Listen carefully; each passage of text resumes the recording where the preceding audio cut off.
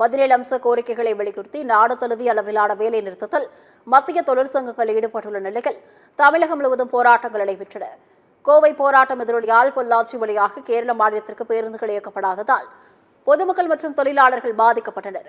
அம்மாவட்ட ஆட்சியர் அலுவலகம் முன் தொழிற்சங்கங்கள் சார்பில் ஊழியர்கள் போராட்டத்தில் ஈடுபட்டனர். செங்கல்பட்டு தலைமை தபால் நிலையம் எதிரே மத்திய அரசை கண்டித்து சாலை மறியல் நடத்தப்பட்டது. கோஷங்களை எழுப்பியவாறு ஊழியர்கள் பேரணியாக சென்றதால் செங்கல்பட்டு திண்டிவனம் சாலையில் போக்குவரத்து பாதிக்கப்பட்டது. மதுரையின் அழகாநல்லூர் பேருந்து நிலையம் அருகே பாரத் ஸ்டேட் வங்கி முன்பு 100க்கும் மேற்பட்ட கம்யூனிஸ்ட் கட்சியினர் திரண்டு வங்கி வாசலை முற்றுகையிட்டு போராட்டம் நடத்தினர். அவர்களை காவல்துறையினர் கைது செய்ததால் பரபரப்பு ஏற்பட்டது.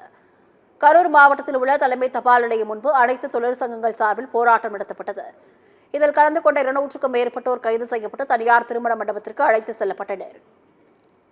ராணிப்பேட்டை மாவட்டம் முத்துக்கடை பேருந்து நிலையத்தில் தொழிற்சங்க போராட்டத்தில் ஈடுபட்டனர். திடீரென சாலை மறியலில் ஈடுபட்டதால் போக்குவரத்து பாதிக்கப்பட்டது. விரைந்து வந்த போலீசார் போராட்டத்தில் ஈடுபட்டோரை குண்டுக்கட்டாக கைது செய்தனர். திண்டுக்கல் மாவட்டம் கொடைக்கானலில் மத்திய அரசின் மக்கள் விரோத கொள்கையை கண்டித்து BSNL அலுவலகத்தை முற்றுகையிட முயன்ற தமிழ்நாடு விவசாய சங்க உறுப்பினர்களை போலீசார் தடுத்து நிறுத்தினர். அவர்களை கைது செய்து திருமண மண்டபத்தில் அடைத்ததால் பரபரப்பு ஏற்பட்டது. நாகையில் நாடு தழுவிய போராட்டம் எதிரொலியாக வெளி மாவட்டங்களைச் சேர்ந்த பேருந்துகள் நாகை பணிமனைக்கு வரவில்லை. பயணிகள் அதிகம் இல்லாததால் பேருந்து நிலையம் வெறிச்சோடி காணப்பட்டது. நாமக்கல் மாவட்டம் பூங்கா சாலையில் அனைத்து தொழிற்சாலை சார்பாக போராட்டம் நடைபெற்றது. 1000க்கும் மேற்பட்டோர் போராட்டத்தில் கலந்து கொண்டு கோஷங்களை எழுப்பிய நிலையில் அவர்கள் பேருந்துகள் மூலமாக தனியார் மண்டபத்தில் அடைக்கப்பட்டனர்.